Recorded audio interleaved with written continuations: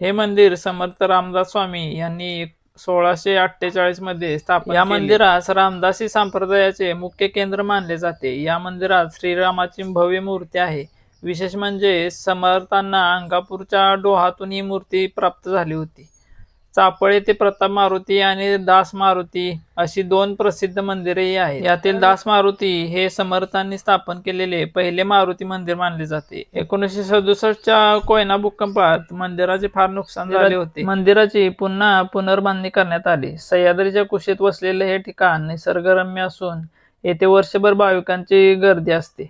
समर्थ रामदासांनी या परिसरात तब्बल 36 वर्षे वास्तव्य केले असे बोलले जाते।